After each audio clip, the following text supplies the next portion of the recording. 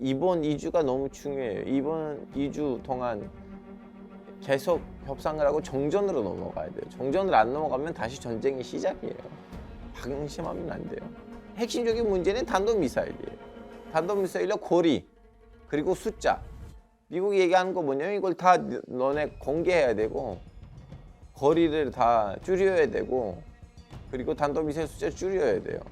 이란이 그걸 협상 내용도 아니다고 해요. 이거는 테이블에 가지고 오지도 말라고, 이런 분위기예요. 시장이 암울하다고 포기하시겠습니까? 4월 12일 이선영 대표가 생존 전략을 직접 들려드립니다. 예약은 고정 댓글을 참고하세요.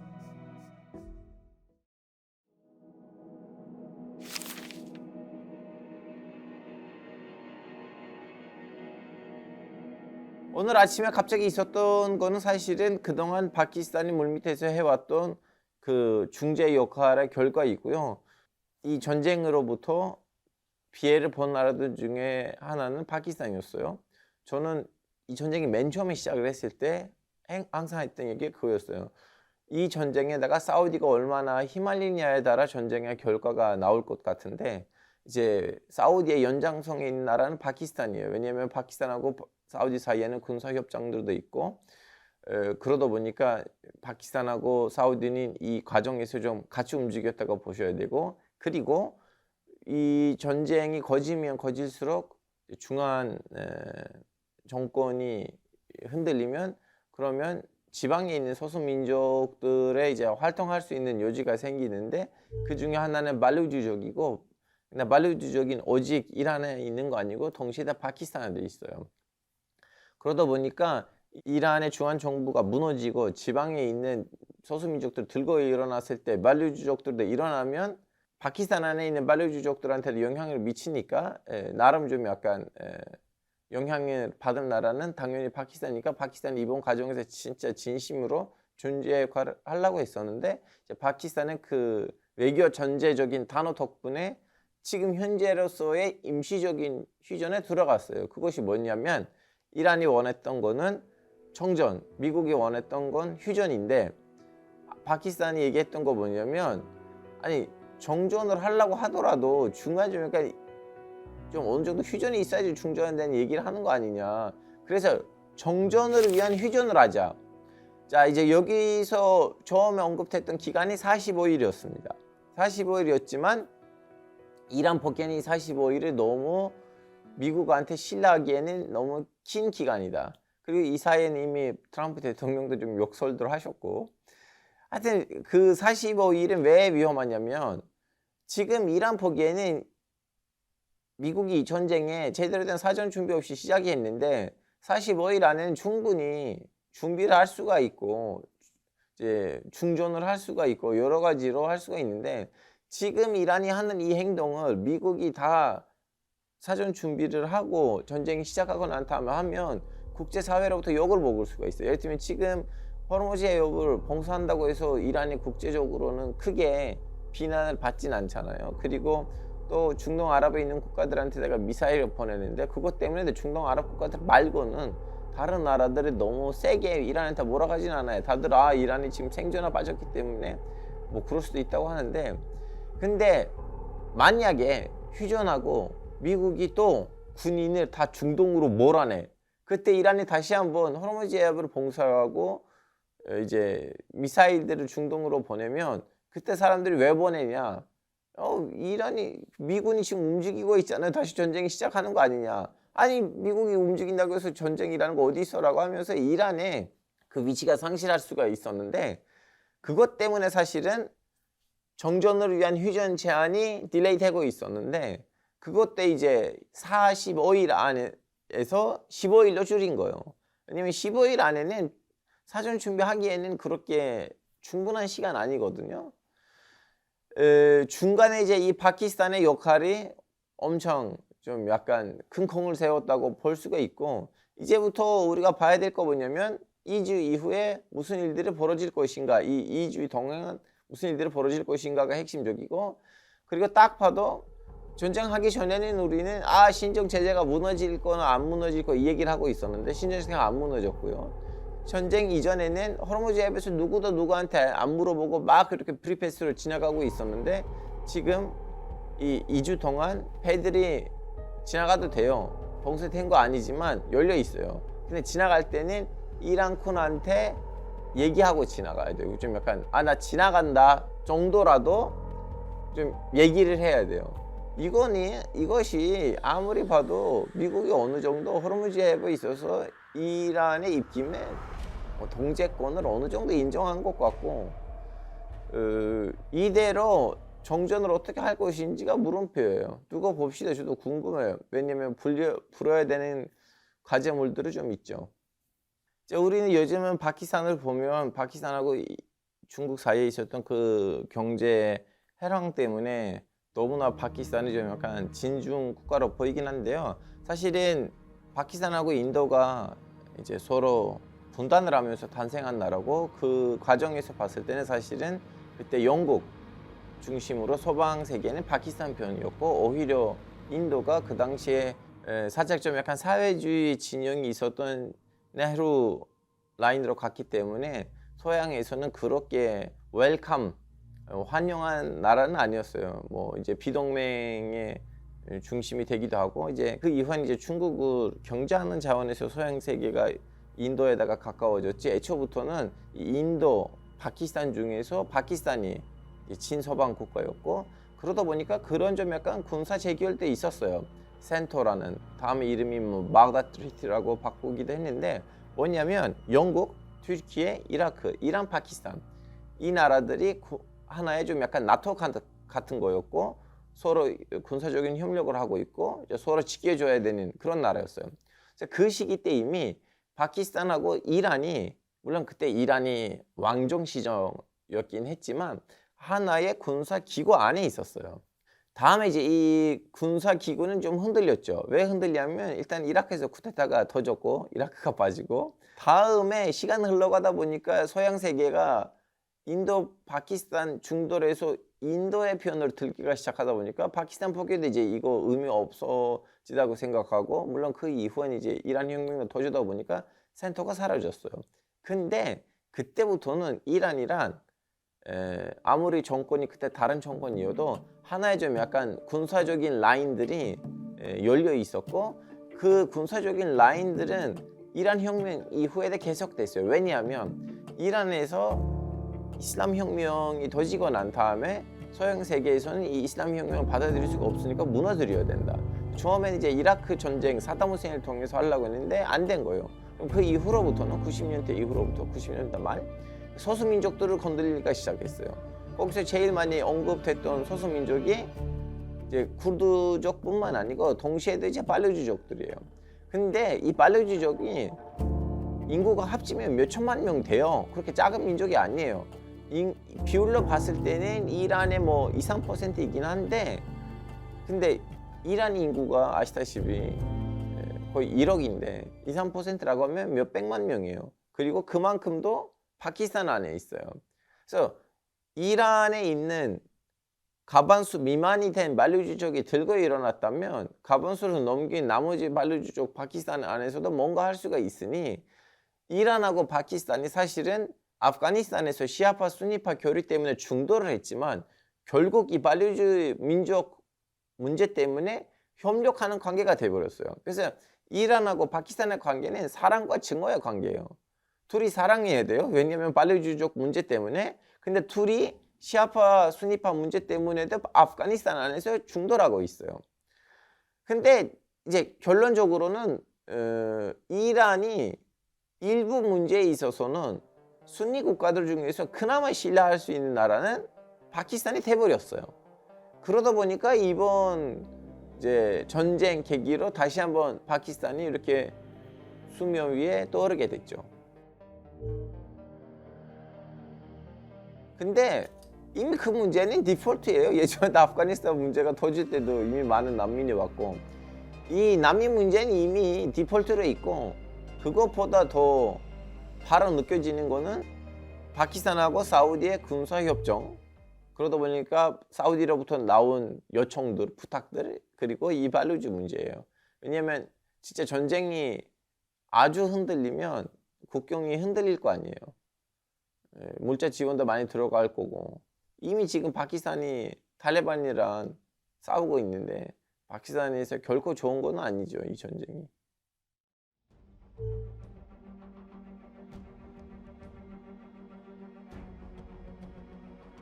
우호적이지도 않고 뭐 반대적이지도 않고.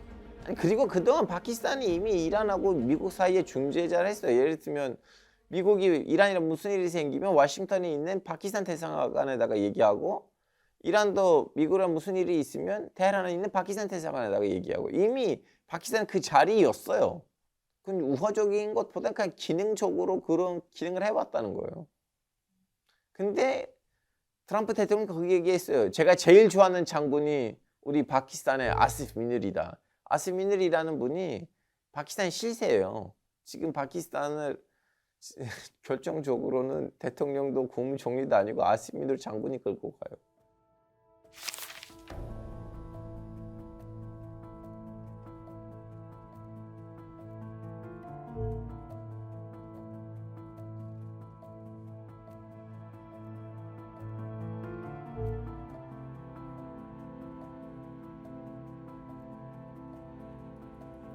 이제 주로 그거예요. 일단은 우리는 우리의 단도미사일 건드리지 말고 우리의 이제 배상금을 주고, 그리고 미군이 이제 나가야 돼. 솔직히 말하자면 거의 나간 상황이 돼버린 거예요. 그 미군의 기지들이 너무 많이 이제 공습받아가지고 일부 지역들에서 미군들이 호텔에 숙박하고 있다는 소식들이 나오고 있어요. 그리고 이제 호르무즈 해협에 있어서 우리의 통제권을 인정해라. 레바논도 이스라엘 군이 절수해야 된다. 이렇게 있어요. 많아요. 얼마나 받아들일 것인지를 이제 2주 동안 봐야 되죠. 그거는 이제 시간 흘러가지 봐야 돼요. 근데 이제 전쟁이 이대로 가면 물자가 올라가잖아요. 지금 민주주의 국가하고 권위주의 국가가 싸워요. 권위주의 국가에서는 사람이 많이 죽든 좀 약간 인플라가 있다고 해서 국민이 불만이 있든 그렇게 신경 쓰진 않아요. 어차피 그리고 이란도 전쟁을 일으킨 적도 아니잖아요. 근데 이제 미국에서는 최근에 와서 시위들도 많아졌고, 물자도 올라가고 있고, 석유 값도 올라가고 있고, 그리고 예전에 미국이 뭘 하자고 하면 동맹국들이 와서 도와줬거든요. 이번에 동맹국들 도와주지도 않았고, 그러다 보니까 좀 이 분위기를 만들 만한 요소들이 이미 미국 측에서는 상당히 있었어요. 근데 다시 말하자면 이번 2주가 너무 중요해요. 이번 2주 동안 계속 협상을 하고 정전으로 넘어가야 돼요. 정전을 안 넘어가면 다시 전쟁이 시작이에요. 방심하면 안 돼요. 10개 다 오케이 안 되겠죠. 거기서 이제 기브앤테이크들이 있어야 되는데, 제 보기에는 중요한 거는 그거예요. 이제부터 호르무즈 해협 어떻게 될 것인가, 탄도미사일 어떻게 될 것인가, 이 두 개가 핵심이에요. 이란의 통제 하에서 열린 것인지 아니면 전쟁 이전 단계를 갈 것인지 그걸 봐야 돼요. 제일 한국 언론에서 배상금 문제가 너무나 무리다라고 하는데, 제 보기엔 제일 쉬운 거는 배상금 문제예요. 왜냐하면 이란에 돈이 지금 해외에 많이 묻고 있어요. 이거 하나 있고, 그리고 예전에 이란하고 이라크 전쟁을 했을 때 그 전쟁 끝날 때 배상금 주는 걸로 마무리가 됐지만 이라크 돈을 안 줬거든요. 그러다가 이제 이라크가 이제 무너졌어요. 자, 그러면 지금 이란이 지금 이라크로부터 받아야 되는 돈이 있는데 아직 못 받은 상황이거든요. 근데 지금은 이라크의 석유 수익이 미국이 받아요, 중간에. 예를 들면 우리가 가서 이라크로부터 석유를 구매하면 돈을 미국에다가 줘야 돼요. 미국이 다음에 이라크에 주거든요. 그것도 이라크 상황을 보고 많이 줄 때도 있고, 너 요즘 열심히 안 해, 내가 너의 돈의 일부를 줄게, 뭐 이런 식이긴 한데 결론적으로 그 돈이 미국에 있어요. 그래서 그 예산으로부터 줄 수도 있어요.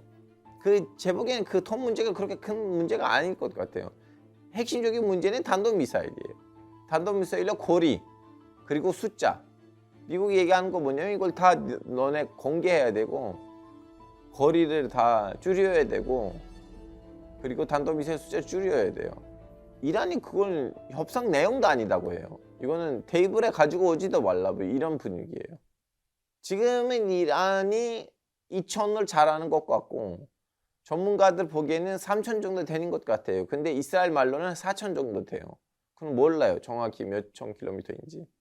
300km 미국이. 근데 이란도 하는 말이 뭐냐면 우리 300km 거리에 우리의 적대국이 없어요. 300km 단도미사일 뭐 무슨 단도미사일도 아니겠지. 300km라면. 근데 이것 때문에 이미 전쟁 이전에 협상하다가 거기서 꼬인 거예요. 다시 원점으로 왔어요. 어떻게 보면. 근데 이번에는 호르무즈 해협의 통제권이 이란 손에 있어요.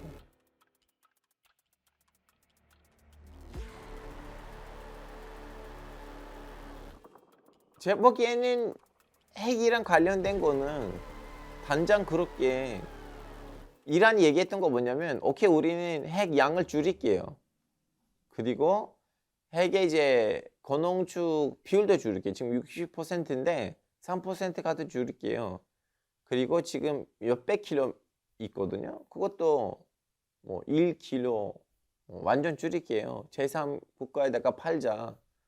이런 얘기를 했는데 트럼프는 아예 핵을 건들리지 마라. 우라늄 소도되지 마라. 이런 입장이긴 한데 이것이 미국이 어느 정도 받아들일 수 있을 것 같아요. 왜냐면 결론적으로는 뭐 1킬로 미만의 핵이 있어봤자 그걸 100%도 뭐 개발한다고 해도 뭐 크게 의미가 있을까?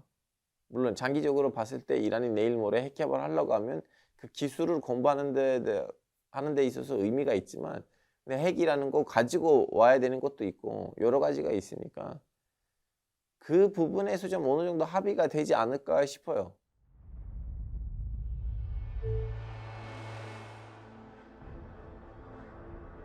단도미사일이에요. 단도미사일을 어떻게 미국이 포기할 것인지 안 할 것인지 모르겠어요. 미국이 그걸 포기했다면 이스라엘에서 지각평등이 일어날 수도 있어요. 왜냐면 지금 최근 몇 년간 이스라엘에서 이렇게 전쟁이 진행되고 정권이 유지됐던 거 뭐냐면 이스라엘이 뭘 해도 미국이 오케이 했기 때문이에요. 근데 단도미사일 그렇게 냅둔다? 아 그럼 이란이 계속 그런 단도미사일을 갖고 있다? 그러면 나타냐후 정부로는 이스라엘 안보를 지킬 수 없다. 그러면 우리는 평화 모드로 넘어가야겠다고 할 수도 있어요. 여기 오기 전에는 저는 그 CNN 이스라엘 특파원의 이제 개인 SNS를 확인하고 왔거든요. 본인이 이제 CNN은 별개로 자기가 영상을 찍어서 자기 SNS에다가 올린 거예요. 그분 했던 말이 뭐냐면 그 사람이 그 영상에서 했던 말이 뭐냐면 그분이 이스라엘 군 당국한테 물어봤대요.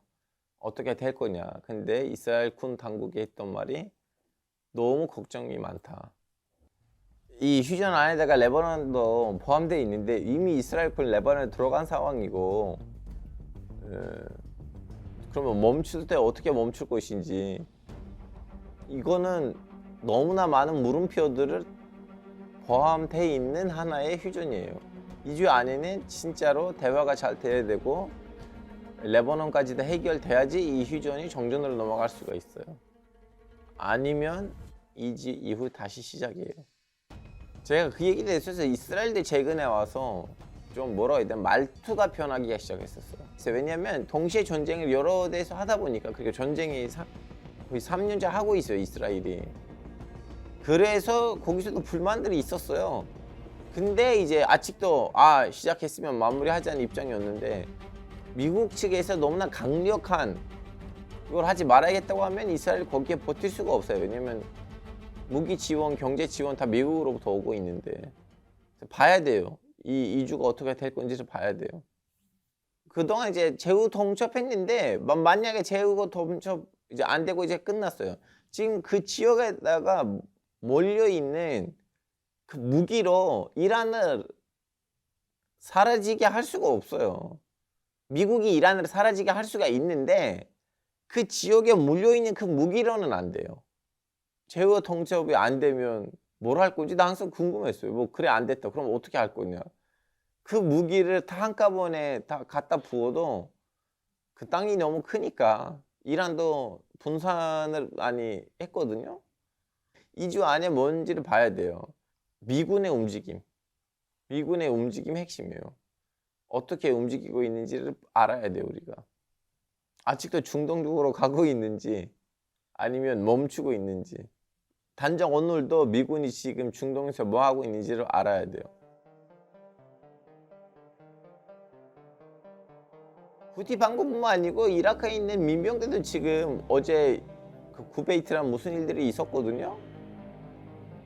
전쟁이 커지면 후티 반군도 들고 일어나 거고 이라크에 있는 민병대들도 들고 일어날 건데 이미 후티 반군이 미사일 몇 개 샀는데 이 와중에 이란이 사라지겠죠. 미국이 완전히 와서 뭐 폭탄을 해가지고 이란이 사라지겠지만 후티 반군도 바블 맨답에서 일어나고 이 와중에는 이란이 사라진다고 쳐도 호르무즈에 너무 좁아요. 나라가 사라졌어요. 근데 그 나라에다가 아직도 성실한 사람들이 이란에 남는 그 무기들을 받아가지고 산에다가 숨어서 또 호르무즈 해협을 발사하면 어떻게 할 거예요? 거기까지 다 정서를 해야 될 거 아니에요. 그래야지 호르무즈 해협이 열릴 건데 이란이라는 나라가 사라져도 이 두 개의 해협이 세계 경제가 막힐 거고 세계 경제가 막히면 경제의 주도권을 갖고 있는 미국도 흔들릴 수밖에 없어요. 그래서 자기보다 훨씬 더 약한 애가 자기도 모르는 사이에 여기 이제 발목으로 잡은 거예요. 그 상황이었어요. 몸매가 너무 커지면 진짜 나보다 너무 약한 자가 나의 여기를 잡아주면 가끔씩 손이 거기 안 갈 수도 있어요. 이런 일들이 있어요, 역사에는.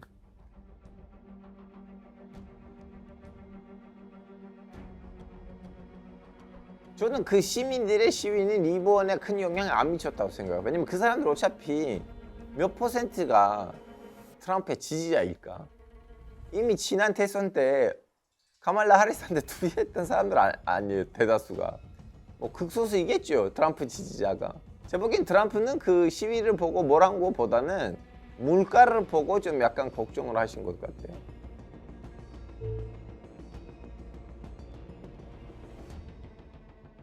그 사람이 필요 없어요. 있든 말든이에요. 혁명 수비 내가 설득한가 봐요. 그때까지 무시다바 하면의 치료를 받을 것인지 아니면 이미 죽었는데 죽었다는 것을 발표할 것인지를 봅시다.